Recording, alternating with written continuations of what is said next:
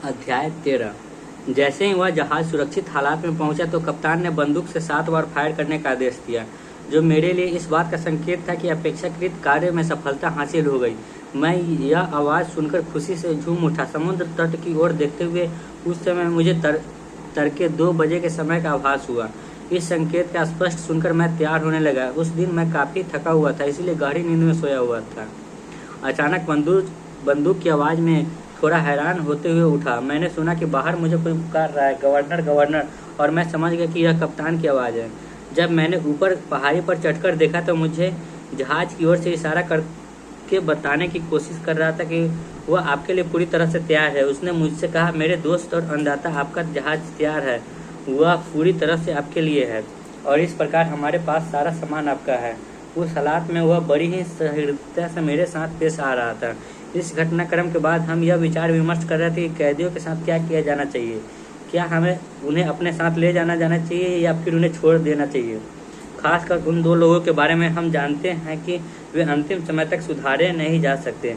कप्तान ने कहा कि वह जानता था कि वे इतने ढीठ है कि ये उपकार का बदला कृतज्ञता के रूप में दे सकते हैं। इन्हें इंग्लैंड ले जाना इसीलिए ज़रूरी लग रहा है ताकि वहाँ इन्हें न्यायोचित सज़ा दी जा सकेगी। और मैंने देखा कि कप्तान भी इस बात को लेकर बहुत दुखी है।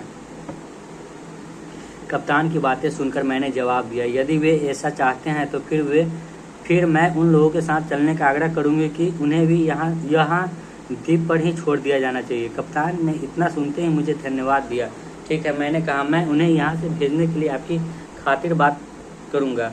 इसीलिए मैंने फ्राइडे और दोनों बंधकों को बुलाया और कहा, तुम लोग मुक्त हो चुके हो। उनमें से एक ने मुझसे यह जानना चाहा कि आखिर कप्तान हमारे साथ कुछ भी क्यों नहीं करना चाहते, आखिर कप्तान हमारी जान क्यों बख्शना चाह रहे हैं।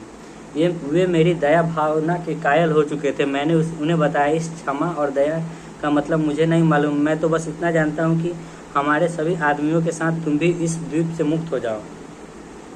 हम सभी लोग कप्तान के साथ समुद्री मार्ग से इंग्लैंड के लिए रवाना हो जाएंगे। हालांकि मैंने उनसे यह भी कहा, यदि वे इसी द्वीप पर अपनी ज़िंदगी गुजारना चाहें तो वे ऐसा भी कर सकते हैं।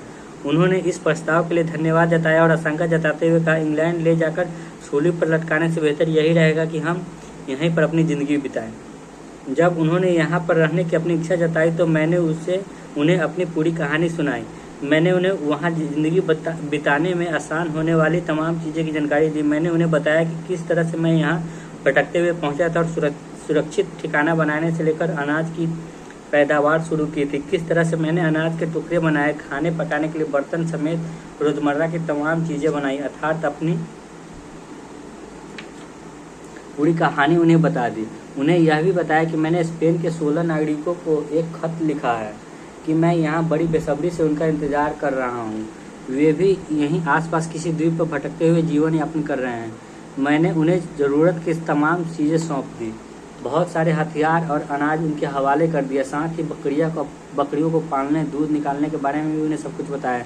मैंने उन्हें बहुत सारे बीज दिए जिन्हें पाकर वे बहुत खुश हुए। इसके अलावा मटर से भरा एक थैली भी मैंने उनके हवाले कर दिया। मैं सभी चीज़ों को सौंपने के बाद उन लोगों को छोड़कर जहाज़ पर सवार होने के लिए चल दिया। हम लोग वहाँ से शीघ्र ही रवाना होने की पूरी तैयारी में थे।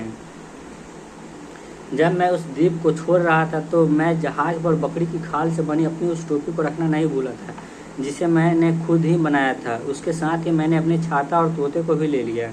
मैं उस पर अपार धन दौलत को भी रखना नहीं भूला था, जिसका मैं पहले ही जिक्र कर चुका हूँ। साथ ही क्षतिग्रस्त हुए स्पेनिश जहाज से हासिल धन को भी मैंने अपने साथ रख लिया था। और इस प्रकार जहाँ तक मुझे याद है 19 दिसंबर 1686 को मैं उस द्वीप पर 28 साल 2 माह और 19 दिन तक रहने के पश्चात जहाज़ से रवाना हो गया।